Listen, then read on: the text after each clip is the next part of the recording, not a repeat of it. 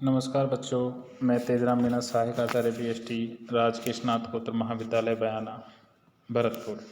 आज BCom part first year के ई lecture labour remuneration में हम सामान्य पारिश्रमिक की जो विधियां है उनमें हम समय दर विधि का अध्ययन पूर्व एक लेक्चर में कर चुके थे। आज हम अध्ययन करेंगे कार्य दर विधि, पीस रेट मेथड। कार्य दर विधि क्या है? इस विधि में प्रति इकाई पारिश्रमिक तय कर दिया जाता है और कार्य करने पर लगे गए समय को ध्यान में नहीं रखा जाता।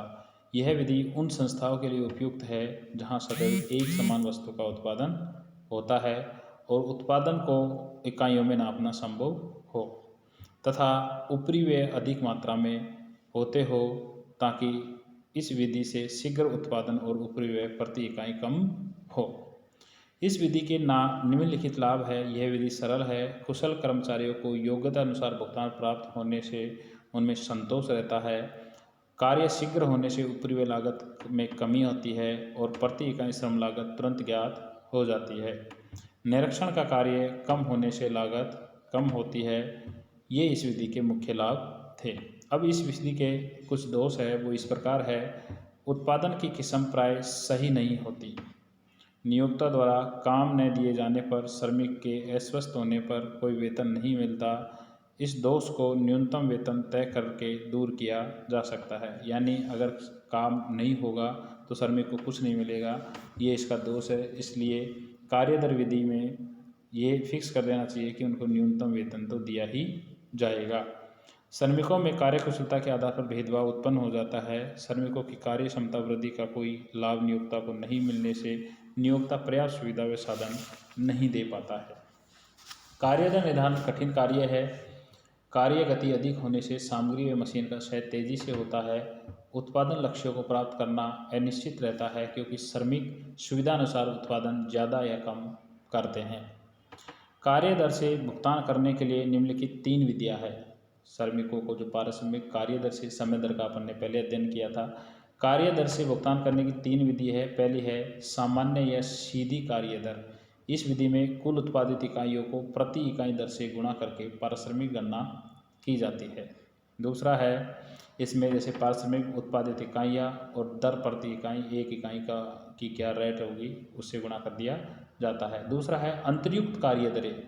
श्रमिकों को प्रोत्साहन देने के उद्देश्य से प्रति श्रमिक आदर्श उत्पादन मात्रा या प्रमाप मात्रा निश्चित कर दी जाती है। श्रमिक द्वारा किए गए उत्पादन व प्रमाप उत्पादन की तुलना करके उसकी कुशलता का माप किया जाता है। कुशल श्रमिक को अकुशल श्रमिक की तुलना में ज़्यादा दरों से भुगतान होता है। इस संबंध में टेलर और मैरिक की योजनाएं विशेष रूप से महत्वपूर्ण है, जिनका अध्ययन हम अगले लेक्चर में करेंगे। गारंटी की हुई न्यूनतम दैनिक दर के साथ कार्य दरें। यह विधि उपरोक्त दोनों विधियों के समान ही है, परंतु अकुशल श्रमिकों को सुरक्षा प्रदान करने के उद्देश्य से कार्य घंटों के आधार पर न्यूनतम समय दर की गारंटी दी जाती है। जैसे अकुशल श्रमिक को अगर उनके द्वारा कार्य नहीं किया जाए तो उनको न्यूनतम समय दर की गारंटी दी जाती है, इतना भुगतान तो तुमको दिया ही जाएगा।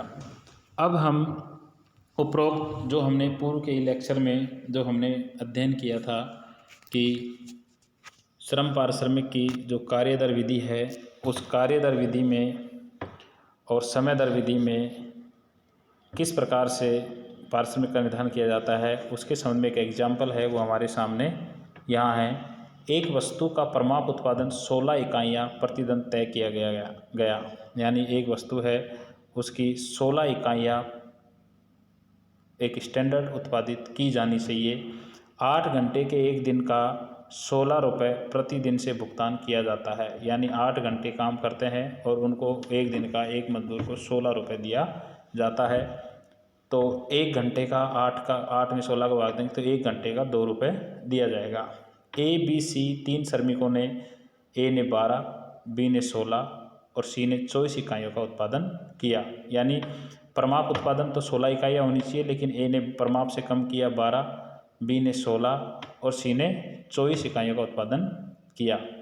तीनों श्रमिकों की प्रति घंटा व प्रति इकाई मजदूरी ज्ञात कीजिए। तीनों श्रमिकों की प्रति घंटा, एक घंटे में कितनी मिलेगी, और प्रति इकाई मजदूरी ज्ञात की दी और 1 इकाई की मजदूरी क्या मिलेगी। समय दर से भुगतान किया जाए या कार्य दर से भुगतान किया जाए, 2 है। समय दर में बोनस दिया जाए, बोनस सामान्य से अधिक उत्पादन का 50 पैसे प्रति इकाई होगा। तो देखिए ABC 3 वर्कर है और उनकी प्रोडक्शन यूनिट है 12, 16, 24। 12, 16 और प्रतिदिन मजदूरी 16 दी जाती है, तो प्रति घंटे इनको मजदूरी जो दी जाएगी ABC को प्रति घंटे 2 रुपये के हिसाब से दी जाएगी और प्रति घंटे 2 रुपये के हिसाब से इनको मजदूरी दी जाएगी। और एक दिन में 8 घंटे इन्होंने काम किया है, तो 8 घंटे इन्होंने काम किया है तो इन सबको 16-16 रुपये मिलेंगे। कितने कितने रुपये मिलेंगे? 16-16 रुपये मिलेंगे। और पर यूनिट की बात की जाए तो पर यूनिट इनकी जो रेट रहेगी वो रहेगी, जैसे ए ने 12 यूनिट बनाई है और 16 रुपये मिलेंगे, तो 16 में 12 का भाग देंगे तो 1 रुपये 33 पैसे। बी को 1 रुपये और सी को 67 पैसे पर यूनिट मिलेगा, प्रति यूनिट की बात की जाए तो। लेकिन हम कार्य दर से भुगतान किया करें, पीस रेट मेथड से भुगतान करें, तो उस दशा में इनकी पीस रेट क्या आएगी वो इस प्रकार है। तो देखिए यहाँ पर वेजेज है, रेट पर होवर वो क्या आएगी। तो देखिए 8 घंटे में 12 यूनिट बनाता है और दूसरा 16 यूनिट बनाता है और तीसरा 24 यूनिट बनाता है। तो देखिए 8 घंटे में 12 यूनिट बनाने वाले को हम 1.5 रुपये देंगे और 16 यूनिट बनाने वाले को 2 रुपये देंगे पर घंटे और 24 यूनिट बनाने वाले को 3 रुपये देंगे। रेट पर होवर्स 8 को 1.5 रुपये। अब वेजेज की बात करें तो यहाँ 12, 16 और 24 ये वेजेज यहाँ पर आ जाएगी। प्रति घंटा मजदूरी 2 रुपये, प्रति इकाई मजदूरी है वो 1 रुपये है।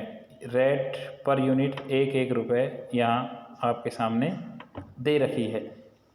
अब बोनस की अगर हम बात करेंगे तो बोनस के संबंध में यहाँ देखेंगे, यदि श्रमिकों को 100% से अधिक कार्य क्षमता दर बोनस दिया जाए तो ए व बी श्रमिक की स्थिति समान रहेगी, क्योंकि ए ने तो परमाप मात्रा से कम उत्पादन किया है और बी ने परमाप मात्रा के बराबर यानी 16 इकाई का उत्पादन किया है, लेकिन सी ने परमाप मात्रा 16 है और 24 इकाइयों का उत्पादन किया है, तो इनका 50 पैसे प्रति इकाई के हिसाब से 8 अतिरिक्त इकाइयों का 4 रुपये बोनस होगा। तो यहाँ सी की जो कुल मजदूरी होगी वो 16 + 4 यानी 20 रुपये होगी। यानी सी की प्रति घंटा मजदूरी वो होगी 20 में अगर 8 का भाग दे दे तो यहाँ 2.5 रुपये प्रति घंटा होगी और प्रति इकाई मजदूरी है वो सी की 83 पैसे होगी। इस प्रकार बोनस योजना से श्रमिक व नियोक्ता दोनों का लाभ होगा। अब ध्यान रखिए, समयानुसार भुगतान करने की दशा में प्रति इकाई मजदूरी की गणना कुल मजदूरी में उत्पादित इकाइयों की संख्या का भाग देकर ज्ञात की गई है। समयानुसार भुगतान करने की दशा में प्रति इकाई मजदूरी की गणना कुल मजदूरी में इकाइयों का भाग देकर की गई है। और कार्य दर के अनुसार भुगतान की दशा में कुल मजदूरी गणना उत्पादित इकाइयों की संख्या एवं 1 रुपये प्रति इकाई दर का गुणा करके ज्ञात की गई है। कार्य दर से भुगतान करने की दशा में प्रति घंटा मजदूरी की गणना कुल वेतन में 1 दिन के कार्य योग 8 घंटे का भाग देकर की गई है। तो स्पष्ट है कि समय दर में श्रमिक की मजदूरी कार्य क्षमता बढ़ाने पर भी पहले जितनी ही रहती है, पर नियोक्ता को लाभ होता है क्योंकि प्रति इकाई मजदूरी घट जाती है। धन्यवाद।